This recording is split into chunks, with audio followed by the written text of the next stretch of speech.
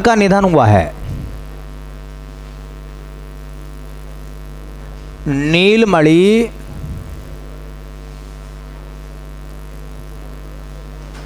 फूकन का निधन।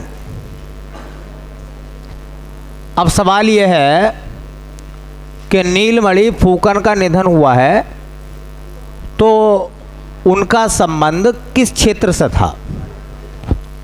नीलमणि फूकन का पिछले साल 2023 में निधन हो गया और वो एक जाने माने साहित्यकार थे और उनको ज्ञानपीठ भी मिला था। ठीक है, तो ज्ञानपीठ पुरस्कार भी उनको मिला था नीलमणि फूकन को, और उनका 2023 में निधन हो गया। तो सवाल यह है कि वो साहित्यकार थे किस भाषा के। प्रसिद्ध साहित्यकार नीलमणि फूकन का निधन हुआ तो वो किस भाषा के साहित्यकार थे। तो सवाल यह है, नीलमणि फूकन की बात कर रहे हैं तो उनका संबंध किस क्षेत्र से रहा है। तो नीलमणि फूकन का संबंध रहा है बेटा, ये देखिए कौन थे, असमिया। असमिया एक भाषा है ना, तो असमिया साहित्यकार, या यूं कहें कि असमिया साहित्य से उनका संबंध रहा।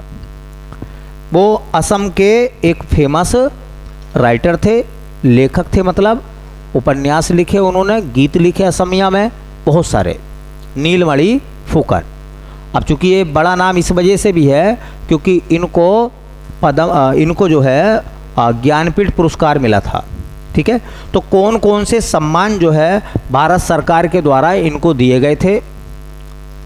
भारत सरकार ने नीलमणि फूकन को कौन कौन से सम्मान दिए, तो एक सम्मान मिला उनको 1981 में, वो था साहित्य अकादमी। देखो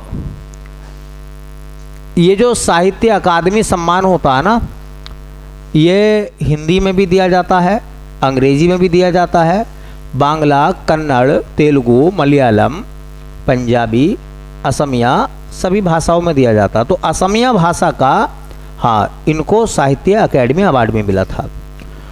इनकी लेखन कला को देखते हुए भारत सरकार ने इनको 1990 में पद्मश्री भी दिया था। तो ये सवाल पूछा जा सकता है क्योंकि एसएससी ऐसे सवालों को ढूंढ कर लाती है और वह पूछेगी आपसे कि नीलमणि फूकन को भारत सरकार के द्वारा चौथा नागरिक सम्मान मतलब पद्मश्री कब दिया गया था। तो ये सन जो है ना, थोड़ी सी आप याद रख कर चलें, यह आपके लिए इम्पोर्टेंट है क्योंकि ऐसे सवाल एसएससी ने पीछे मालूम करे हैं। पद्मश्री की जो सन है वो थोड़ा सा पूछ सकते हैं आपसे, पद्मश्री कब मिला था उनको। और अभी पीछे 2-3 साल पहले नीलमणि फूकन को 2020 में मिला था ज्ञानपीठ। उनको ज्ञानपीठ सम्मान मिला था, तो उनको ज्ञानपीठ भी मिला, ज्ञानपीठ सम्मान भी उनको मिला नीलमणि फूकन को। तो जो व्यक्ति ज्ञानपीठ जिसको मिल गया हो, साहित्य अकेडमी जिसको मिला हो, पद्मश्री का सम्मान जिसको दिया गया हो, तो इसका मतलब वो व्यक्ति कोई साधारण व्यक्ति नहीं है, वो एक फेमस हस्ती है। और ऐसी फेमस हस्तियों से, लेखकों से, है ना, नृत्यकारों से, संगीतकारों से, गायक कलाकारों से, साइंटिस्टों के सवाल जो है एसएससी ढूंढ कर लाती है। तो यहाँ इम्पोर्टेंट बात यह है कि नीलमणि फूकन का निधन तो हो गया है, वो किस कला के कलाकार थे, तो वो साहित्यकार थे। और किस भाषा में वो लिखते थे, तो वो असमिया भाषा में लिखते थे, असमिया भाषा के साहित्यकार थे वो। और 1990 में उनको सरकार के द्वारा सम्मान दिया गया, कौन सा, पद्मश्री का। आज का दूसरा सवाल है कि साइक्लोन फर्स्ट एक युद्ध अभ्यास हुआ है। हालांकि साइक्लोन का मतलब चक्रवात होता है, तो साइक्लोन के नाम से पहला है ये, तो साइक्लोन फर्स्ट एक युद्ध अभ्यास हुआ है। और वो युद्ध अभ्यास किस किस के बीच हुआ है 2023 में। साइक्लोन फर्स्ट इसे साइक्लोन प्रथम भी कह सकते हैं। साइक्लोन प्रथम युद्ध अभ्यास 2023 में पहली बार हुआ है। जैसा मैंने आपको एक वीर गार्जियन का नाम बताया था ना, वीर गार्जियन एक युद्ध अभ्यास हुआ जापान और भारत की एयरफोर्स के बीच में, है ना। तो ऐसे नाम याद होते रहेंगे आपको। ये वीर गार्जियन पहला नाम आ गया। अभी आ गया साइक्लोन फर्स्ट। साइक्लोन को हिंदी में चक्रवात कहते हैं। ये साइक्लोन फर्स्ट है, इसका मतलब पहली बार आयोजित हुआ है। और अगर कोई भी चीज़ पहली बार आयोजित होती है तो वो ज़्यादा इम्पोर्टेंट होती है, ठीक है। तो पहली बात ये है कि ये युद्ध अभ्यास जो है वो किस किस के बीच हुआ है, कौन कौन से देश ने इसमें हिस्सा लिया है। तो इसमें भाग लेने वाले देश जो हैं वो दो हैं। एक हमारा देश भारत, और भारत के साथ शामिल हुआ था इस युद्ध अभ्यास में मिस्र, और मिस्र की राजधानी काहिरा है। तो भारत और मिस्र के बीच में सन 2023 में पहली बार साइक्लोन नामक युद्ध अभ्यास हुआ। पहली बार साइक्लोन नामक युद्ध अभ्यास हुआ किस किस के बीच में? भारत और मिस्र के बीच में। अब सवाल यह है कि आयोजित हुआ है तो कहाँ आयोजित हुआ है? ये स्थान भी थोड़ा सा याद रखें। तो ये कहाँ पर इसका आयोजन हुआ है? तो इसका आयोजन जो हुआ है वो हुआ है जैसलमेर में। जैसलमेर आप सब जानते हैं कहाँ पड़ता है? राजस्थान में। तो राजस्थान के जैसलमेर में साइक्लोन फर्स्ट नामक युद्ध अभ्यास हुआ है, और ये जो है इसका पहला संस्करण है। पहला संस्करण होने का मतलब ये पहली बार ही आयोजित हुआ है, इससे पहला आयोजित नहीं हुआ था, ठीक है। ये पहली बार आयोजित हुआ है। तो ये भी लिख सकते हैं यहाँ पर, यह इसका प्रथम संस्करण है। और जब भी सवाल प्रथम होते हैं पूछे जाते हैं, प्रथम संस्करण है।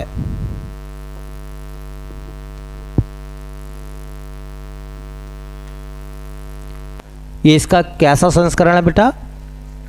पहला संस्करण है। तो याद रखेंगे क्वेश्चन क्या बनेगा? क्वेश्चन बनेगा कि भारत और मिस्र के बीच, भारत और मिस्र की सेनाओं के बीच साइक्लोन फर्स्ट युद्ध अभ्यास का आयोजन 2023 में हुआ। यह आयोजन किस स्थान पर हुआ था? तो जैसलमेर में। यह किस राज्य में हुआ था? तो राजस्थान। एक सवाल तो ऐसा पूछेगा, एक सवाल ऐसा पूछेगा कि भारत और किस देश की सेना के बीच जैसलमेर में साइक्लोन नामक युद्ध अभ्यास का आयोजन किया गया? तो कौन सा नाम आएगा फिर आंसर आएगा मिस्र। या फिर सवाल ये पूछ सकता है वो आपसे कि देखिए भारत और मिस्र ने इनमें से किस युद्ध अभ्यास को पहली बार आयोजित किया? तो पहली बार किसका आयोजन हुआ है?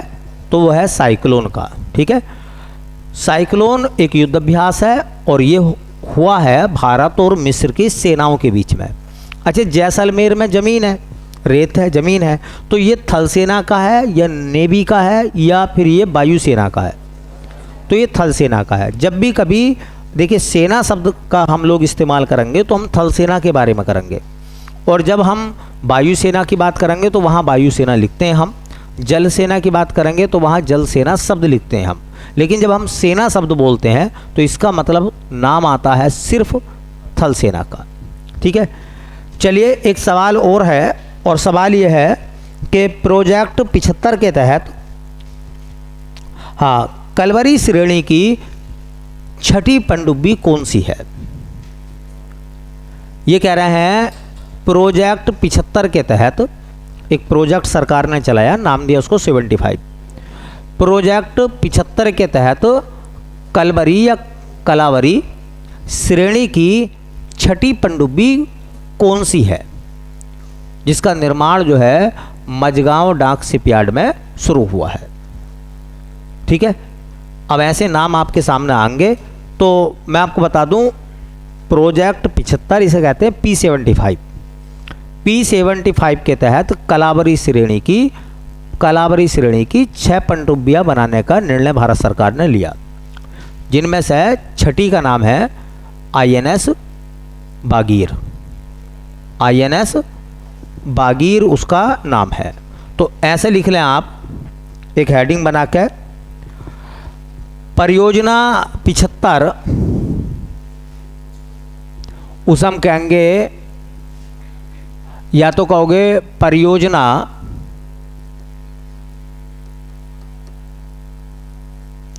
पिछहत्तर, और शॉर्टकट में उसको बोलते हैं P75। अब यहाँ P का मतलब क्या हो गया बेटा? प्रोजेक्ट। ठीक है, तो परियोजना या प्रोजेक्ट 75। तो परियोजना 75 के तहत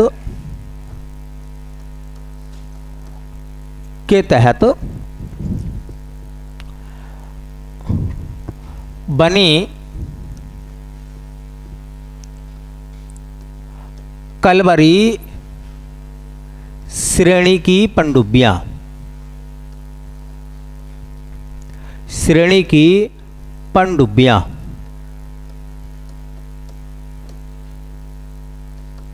मतलब सीधा सीधा है कि देखो, प्रोजेक्ट का नाम तो है 75 और श्रेणी का नाम है कलवरी। एक्चुअल में क्या है कि P75 के तहत पहली पनडुब्बी जो बनी थी उसका नाम था कलवरी, इसलिए उसे कलवरी श्रेणी की कहते हैं। जैसे आप जहाज़ देखते हैं ना, तो उन जहाज़ों के नाम आते हैं, सतपुड़ा श्रेणी का जहाज़ कौन सा है, ऐसे श्रेणियाँ आती हैं। तो कलवरी श्रेणी के तहत जो पनडुब्बियाँ बनाने का भारत ने एक प्रोजेक्ट चलाया, उसका नाम था प्रोजेक्ट P75। इसके तहत जो पहली पनडुब्बी बनी उसका नाम था Indian naval ship INS Kalvari. तो पहली का नाम क्या है? INS कलवरी। दूसरी का नाम है INS खंडेरी, INS खंडेरी। तीसरी का नाम रखा गया है INS करंज, INS करंज। चौथी का नाम है INS बेला, INS बेला। पांचवी का नाम है INS चक्र, INS चक्र। और छठी का नाम है INS बागीर, INS। आप अच्छे से ये नाम याद रख लो, 6 नाम: कलवरी, खंडेरी, करंज, बेला, चक्र और बागीर। इनके क्रम भी यही है, इन्हीं क्रमों पर आधारित है। और इन सभी पनडुब्बियों का जो निर्माण हुआ है या निर्माण किया गया है, वो निर्माण किया गया है, इन सभी पनडुब्बियों का निर्माण किया गया है कहाँ पर? तो इनका निर्माण किया गया भैया, कहाँ पर निर्माण हुआ है? मझगांव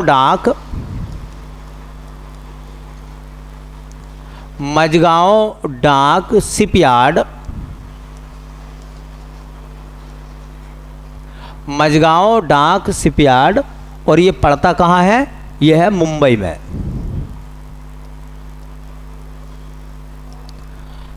देखो, एक है हिंदुस्तान शिपयार्ड विशाखापट्टनम में, एक है मझगांव डाक शिपयार्ड, वो कहाँ है?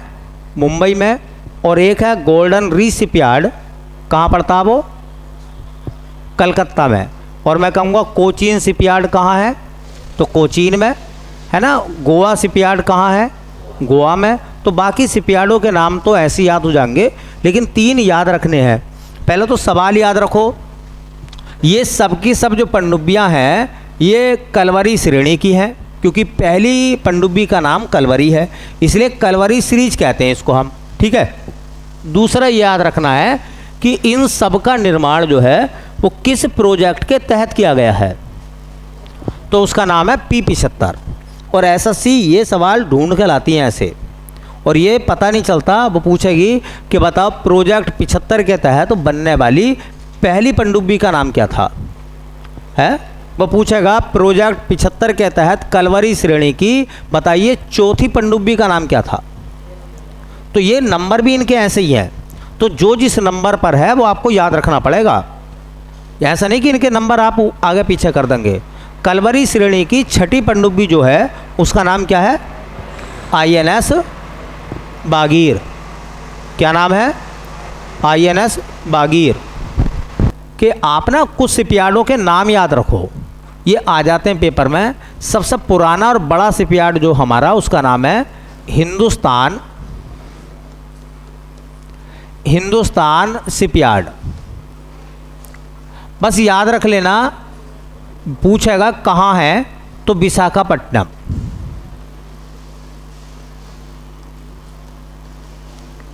हिंदुस्तान शिपयार्ड कहाँ बेटा, विशाखापट्टनम में। अच्छा दूसरा है उसका नाम है मझगांव डाक। मझगांव डाक शिपयार्ड कहाँ है, तो उसका नाम आएगा बेटा कहाँ, मुंबई। मझगांव डाक कहाँ का है, मुंबई का। और उसके बाद आएगा बेटा गोल्डन रीच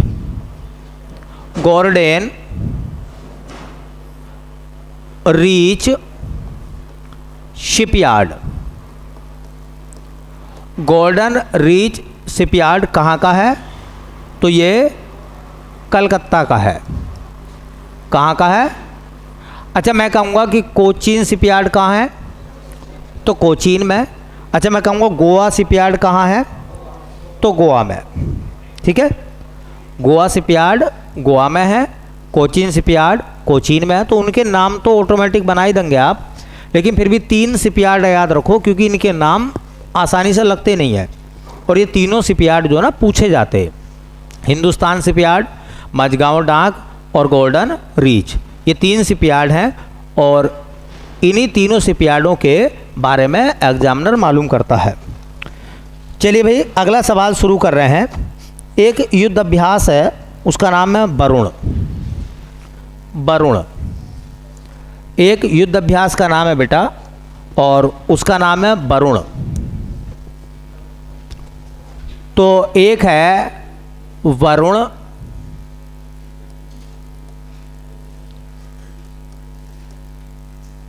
नौसैनिक युद्ध अभ्यास।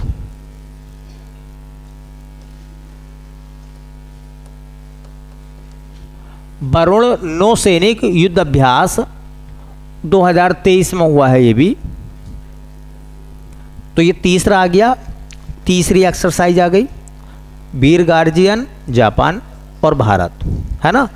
दूसरा साइक्लोन फर्स्ट भारत मिस्र और तीसरा है वरुण।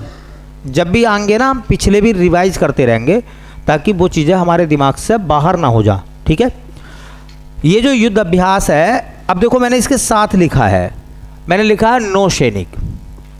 नौसैनिक का मतलब हो गया इसमें नेवी ने हिस्सा लिया है। किसने हिस्सा लिया है, ये नेवी ने हिस्सा लिया है इसने।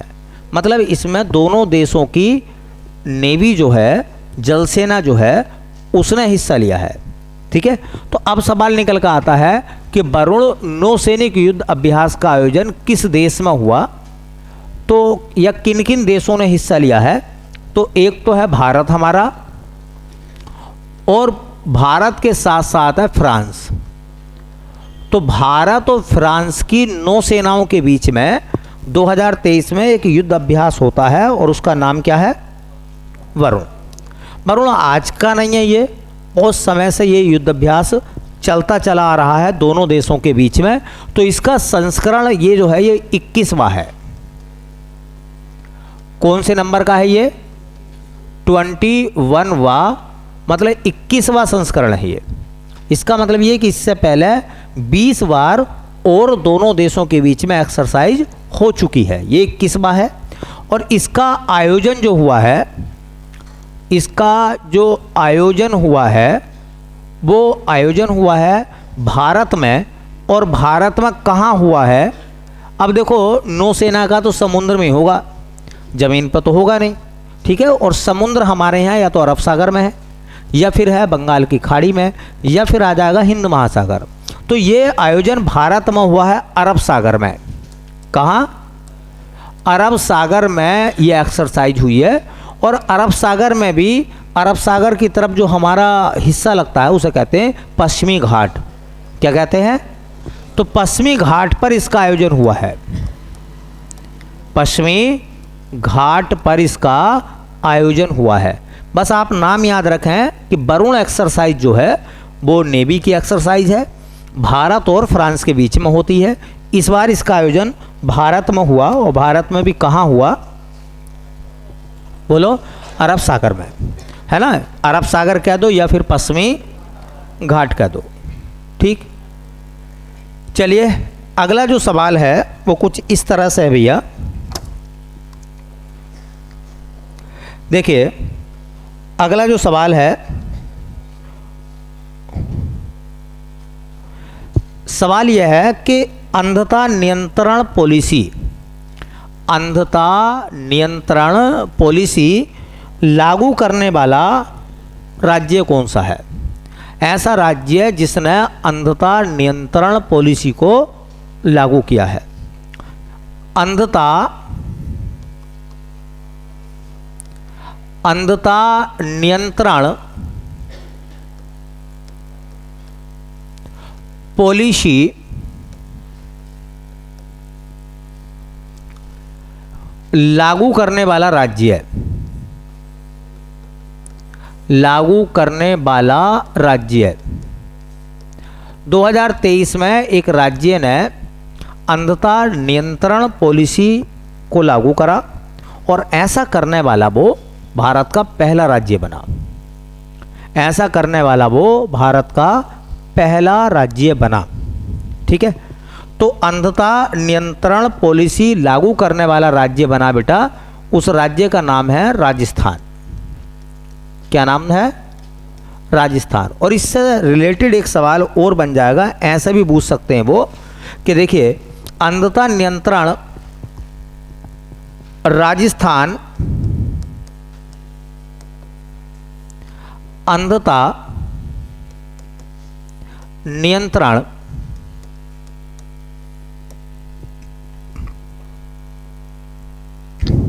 लागू करने वाला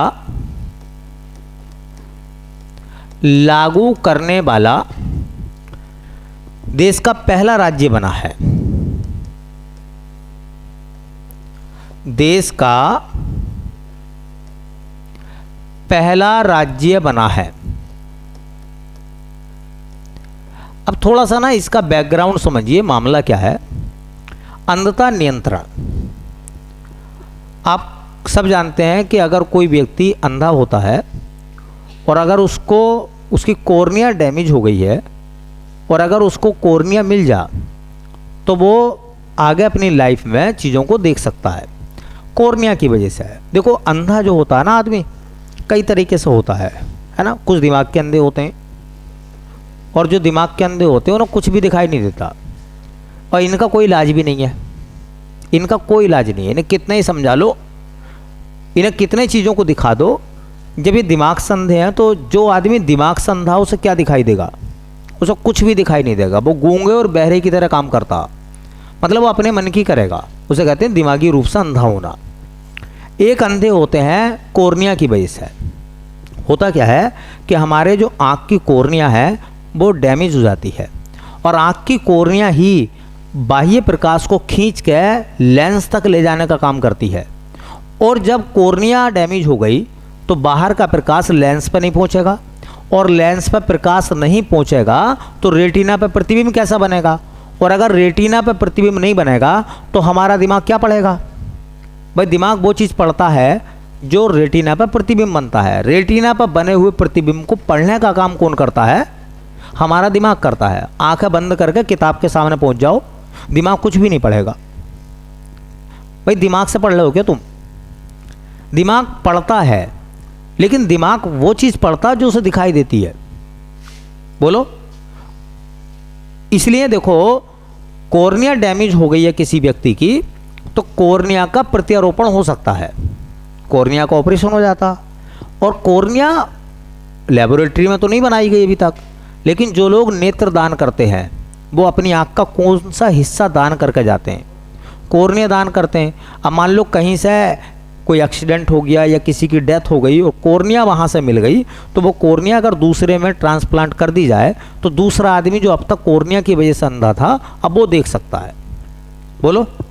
अच्छा, एक अंधे वो होते हैं जिनकी कॉर्निया ठीक होती है, लेंस भी ठीक होता है, लेकिन क्या होता है ना, रेटिना से जुड़ी हुई नसें दिमाग तक जो इन्फॉर्मेशन पहुंचाती हैं वो कट हो जाती हैं, ख़त्म हो जाती हैं। वो उन्हें कहते हैं नर्व का सूखना।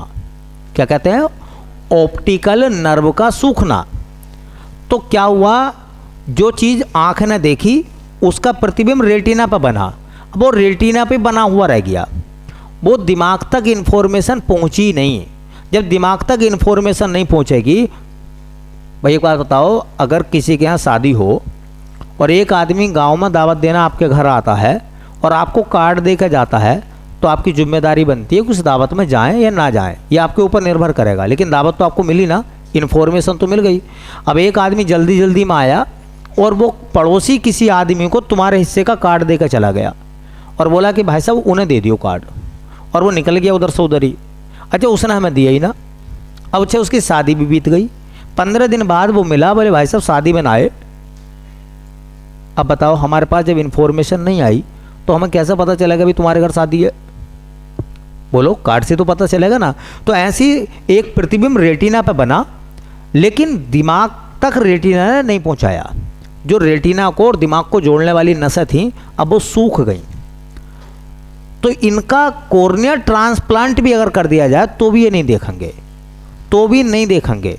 कभी मेडिकल साइंस में डॉक्टर के पास जाओगे तो उनसे पूछोगे, बुजुर्गों को लेकर हम लोग जाते हैं तो हम कहते हैं कि डॉक्टर साहब आँख बनवा दें तो कुछ इन्हें दिखाई देगा? तो कहते हैं भैया इनकी नसें सूख गई।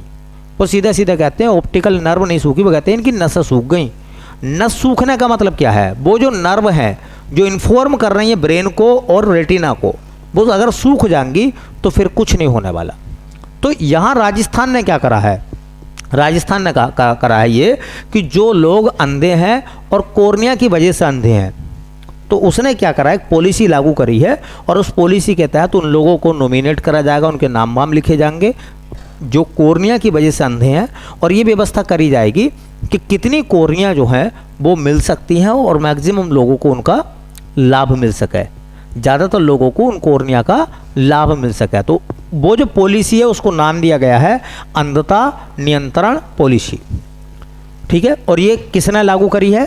राजस्थान ने। और राजस्थान ऐसा करने वाला पहला राज्य बना है। अच्छा देखो, एक बात बताओ, मुझे और आपको कॉर्निया कौन देगा?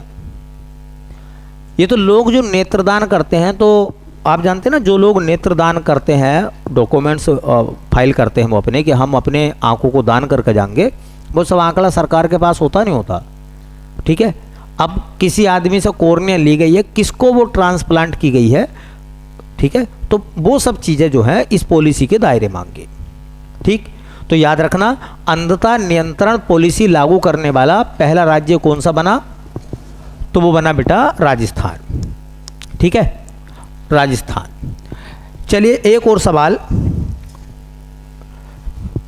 आंकड़ा 2022 का है, वैसे वो 23 में आया था।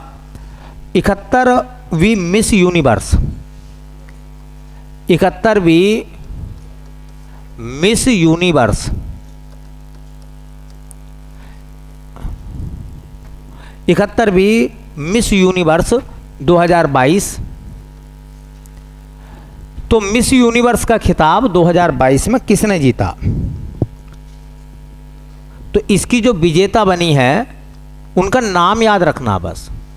मिस यूनिवर्स, मिस वर्ल्ड और मिस इंडिया, ये 3 प्रतियोगिताएं ऐसी होती हैं जिन्हें एसएससी मालूम कर लेता है। तो 71वीं मिस यूनिवर्स जो बनी है उनका नाम है R Bonnie Gabriel, R Bonnie Gabriel. ये रहने वाली कहाँ की हैं? यूएसए की हैं और इन्होंने 71वीं मिस यूनिवर्स प्रतियोगिता जीत ली है। 71वीं मिस यूनिवर्स प्रतियोगिता इन्होंने जीत ली है। बस नाम याद रखना है, बाकी कुछ डिस्कशन करने की ज़रूरत नहीं है। एक है भारत का प्रथम 5G सक्षम ड्रोन। भारत का प्रथम 5G सक्षम ड्रोन, ऐसा ड्रोन जो 5G से लैस है, उसे कहते हैं 5G सक्षम ड्रोन। अब ड्रोन की बड़ी चर्चा चल रही है ना। ड्रोन हो गए, रोबोट हो गए, ठीक है, ये सब जो है नई तकनीक में अब शामिल हो रहे हैं और इन्होंने इंसानी काम को जो है बहुत हद तक कम कर दिया है। जैसा आपने सुना कि ड्रोन का इस्तेमाल जो है आज लोग जो है वो खेती में भी कर रहे हैं।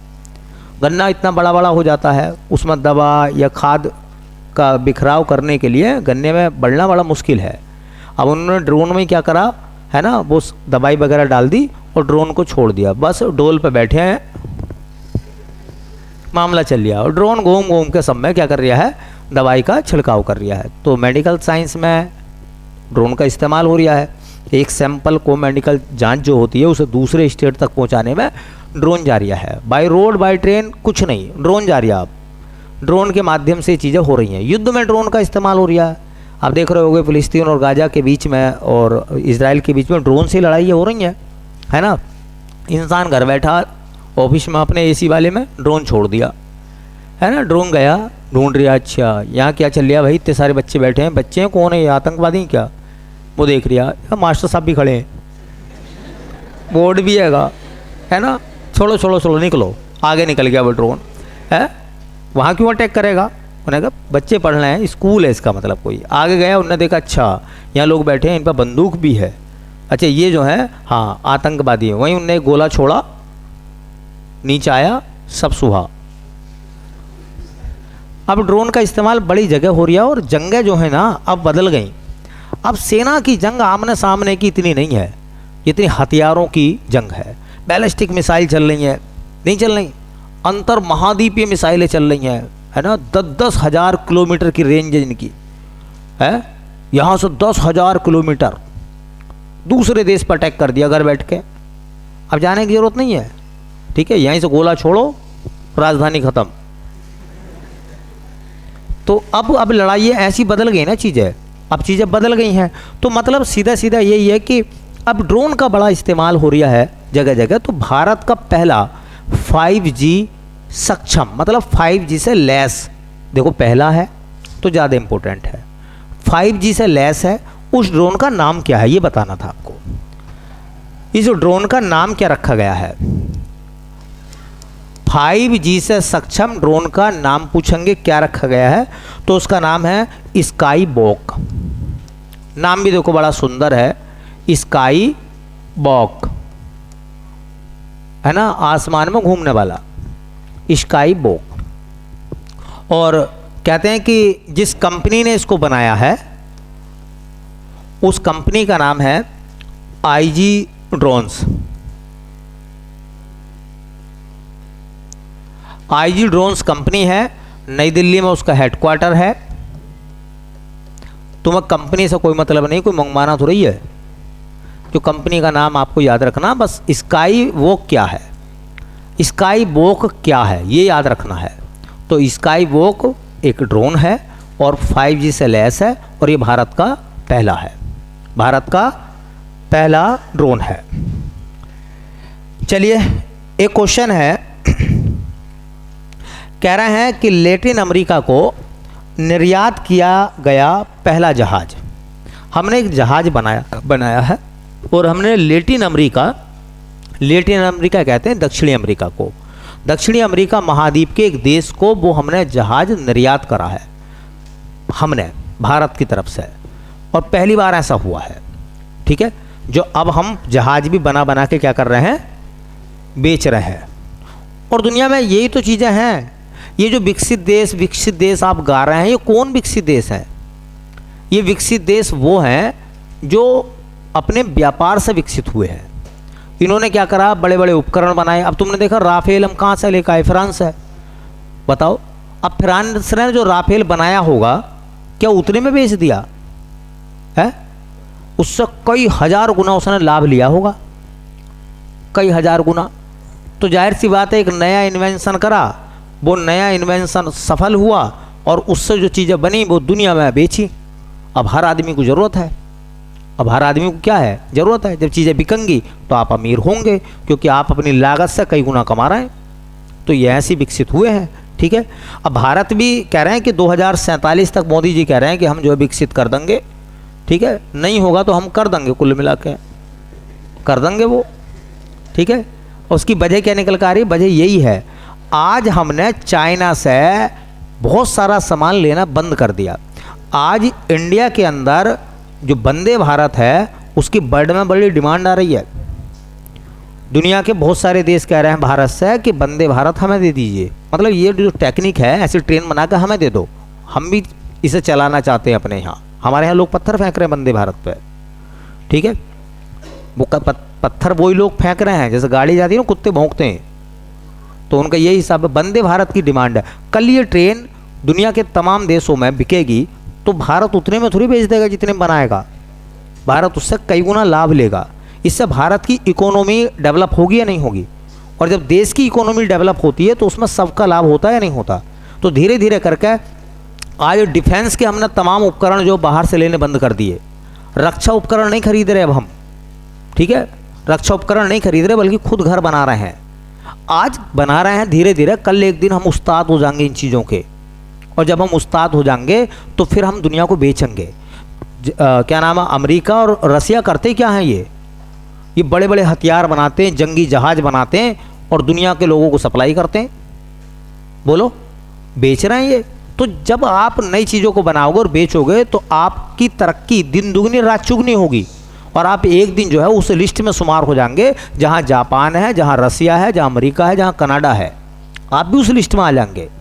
तो लेकिन आएंगे तभी जब आप दूसरे पर आश्रित होना बंद कर देंगे। और आश्रित होना कब बंद करेंगे? जब आप खुद चीज़ों को बनाएंगे। ठीक है, तो ऐसा भारत में अब चल लिया है।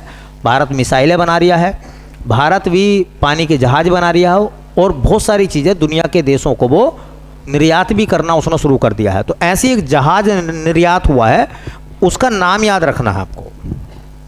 तो लैटिन अमेरिका को, लैटिन अमेरिका, मैं ब्रैकेट में लिख देता हूं दक्षिणी करके ताकि आपको दिक्कत ना हो। लैटिन अमेरिका मतलब दक्षिण अमेरिका को निर्यात किया गया, निर्यात किया गया प्रथम जहाज। हमने एक जहाज है जो निर्यात करा है, किसको? लैटिन अमेरिका के एक देश को।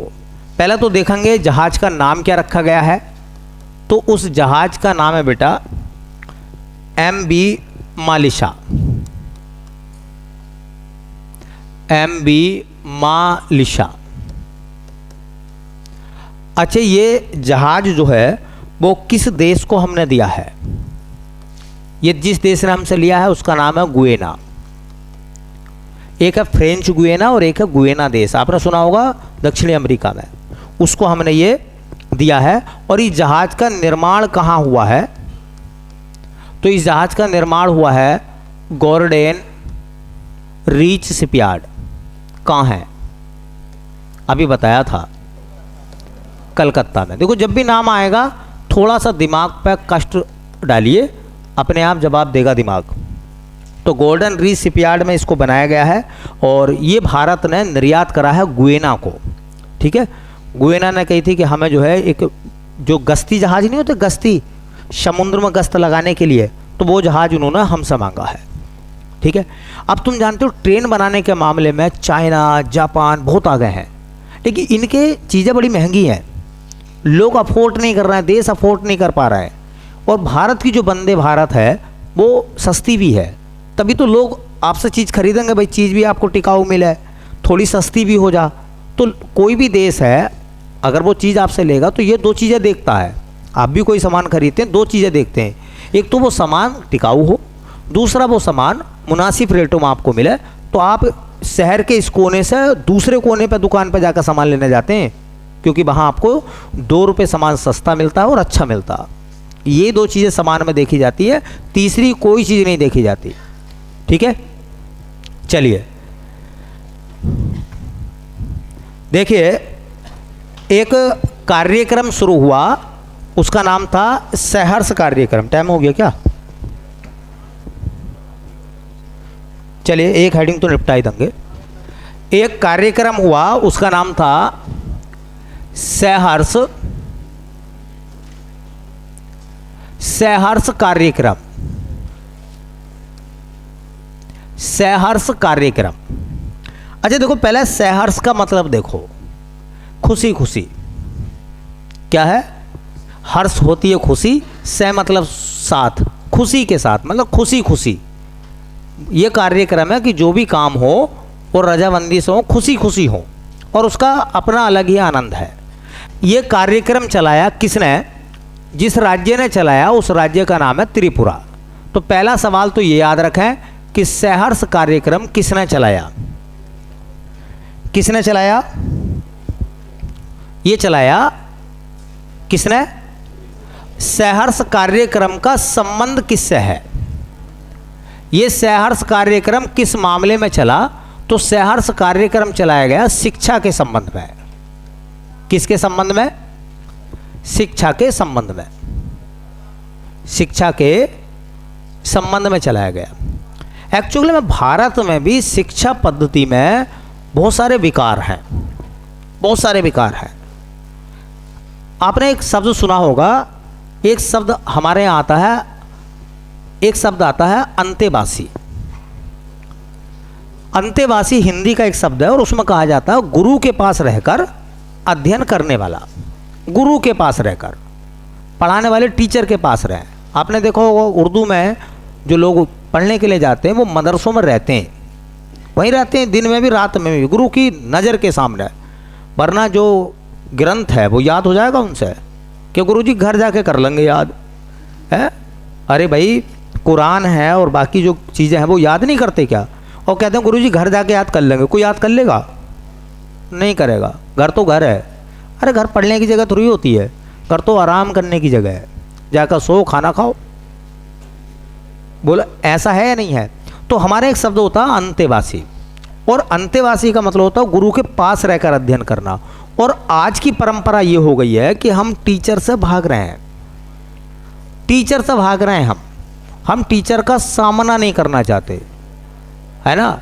अब हम ऑनलाइन पढ़ रहे हैं, अब हम ऑनलाइन पढ़ रहे हैं, पढ़ें ना पढ़ें हमारा मन है, हमारा मन है। अच्छा, हमने क्या सीखा?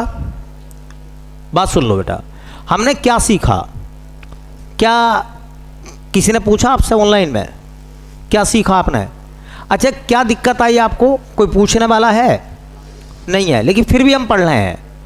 ये जो पढ़ाई है ये पढ़ाई नहीं है, एक्चुअल में ये क्या है? ये खाना पूर्ति है। किसी भी चीज़ को पूरा करने का एक तरीका है बस, कि पूरा कर लीजिए, पूरा कर लीजिए। दूसरा, शिक्षा पद्धति हमारी जो पहले स्तर की थी बड़ी कठोर रही, और उस शिक्षा पद्धति में बड़ी खामियां नजर आई। जैसे तुमने देखा होगा छोटे बच्चे स्कूल जाने से डरते हैं। अब नहीं डरते, अब बच्चे नहीं डरते, छोटे बच्चे, क्योंकि अब स्कूलों का माहौल जो है ना बहुत अच्छा हो गया है। छोटे बच्चों को पीटा नहीं जाता, छोटे बच्चों को डांटा नहीं जाता। अच्छा, छोटा बच्चा कितनी बार वॉशरूम जाएगा कोई मतलब नहीं है, हाँ जाओ, इससे उसे फ्री आज़ादी मिली है। अच्छा, छोटे बच्चों को खेल खेल में सिखाया जा रहा है। कॉन्वेंट स्कूल में आप जाइए, किताबें बाद में मिलेंगी, पहले बोल है, उस पर नंबर बने हुए हैं, है ना। बहुत सारी चीज़ें ऐसी बनी हुई हैं जिनमें बच्चे खेल खेल में क्या कर रहे हैं। और अब बच्चा घर रुकना नहीं चाह रहा, अब वो स्कूल जाना चाह रहा। अब वो स्कूल जाना चाह रहा है। जबकि पुराने दौर में क्या था, पुराने दौर में बड़ी विडंबना थी। स्कूल मतलब जेल, स्कूल ऐसी जगह जहाँ प्रताड़ित होंगे, ऐसा होता था। एक आदमी एक बकरे को लेकर जा रहा, उसने बकरे का रस्सा पकड़ रखा था गले में, और बकरा जाना नहीं चाह रहा, वो मिमिया रहा था। वो आदमी खींचे जाए, लेकिन वो आदमी खींच रही और बकरा जो है आगे को ना बढ़ लिया, ब्रेक मार देकर बकरा मैं नहीं जा रहा, वो फिर धक्का दे के फिर लेकर जाए उसको। तो एक छोटे से बच्चे ने अपने पिताजी से पूछा कि पिताजी ये बकरे को कहाँ लेकर जा रहे हैं, है ना, ये बकरे को कहाँ लेकर जा रहे हैं। तो उसने कहा कि इस बकरे को हाँ दुकान पे लेकर जा रहे हैं, इसे काटा जाएगा। बोले हो, मैं डर गया, मैंने सोचा ना स्कूल को लेकर जा रहे हैं क्या। मतलब उस बच्चे को ये लगा, उसे ये लगा कि मुझे लगा कि पता नहीं स्कूल को लेकर जा रहे हैं क्या। अच्छा, कत्ल खाने से भी ज़्यादा उसे डर काहे का है, स्कूल का बच्चे को। ये पहला था, अब नहीं है। ऐसी त्रिपुरा ने क्या काम करा है, बच्चों को भावनात्मक और सामाजिक रूप से जोड़ने के लिए एक कार्यक्रम चलाया जिसको नाम दिया गया सहर्ष। मतलब होता खुशी कोई काम करना। तो देखिए इसका उद्देश्य क्या है इस कार्यक्रम का, तो इस कार्यक्रम का उद्देश्य है बच्चों को उल्लास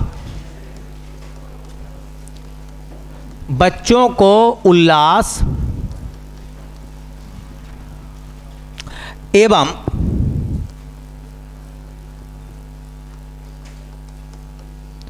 उत्साहपूर्वक पढ़ाई करने में सक्षम बनाना, पढ़ाई करने में सक्षम बनाना। अच्छा, आप खुद जानते हैं कि आप किन चीज़ों से भागते हैं। आप उन चीज़ों से भागते हैं जो आपसे नहीं आती, ये जिनमें आप कमज़ोर हो। तुम एसएससी की तैयारी करने वाले बच्चे हो, खुद देख कर बताओ कि गणित की किताब खोलते हुए कितना मज़ा आता। क्या लगता गणित। अगर गणित की किताब खुली हुई हो किसी डेस्क पे लाइब्रेरी में, तो आप वहाँ ना बैठो, आपको लगे अंग्रेजी की इधर बैठेंगे, मैथ की इधर बैठेंगे। मतलब क्यों भाग रहे हो, क्योंकि वो आता नहीं। अच्छा, जो भी साफ सा आता है और कोई बच्चा उसी विषय की किताब या नोटबुक पढ़ लिया हो, उसके दोहरा आप बैठना पसंद करते हो। ये सिर्फ चीज़ें हैं आने और ना आने की वजह के कारण। जो चीज़ आपसे आती है उसमें आपकी रुचि बढ़ जाती है, जो नहीं आती उससे आप दूर भागते हैं। तो कह रहे हैं कि बच्चों के अंदर जो दूर भागने का रिवाज पैदा हो गया पढ़ाई से, वो ना भागें, उनके अंदर पढ़ाई का उल्लास और उत्साह जो है आपको बना कर रखना है, ताकि वो रेगुलर स्कूल आएँ, अच्छा पढ़ें और अच्छा सीखें। चलो भाई।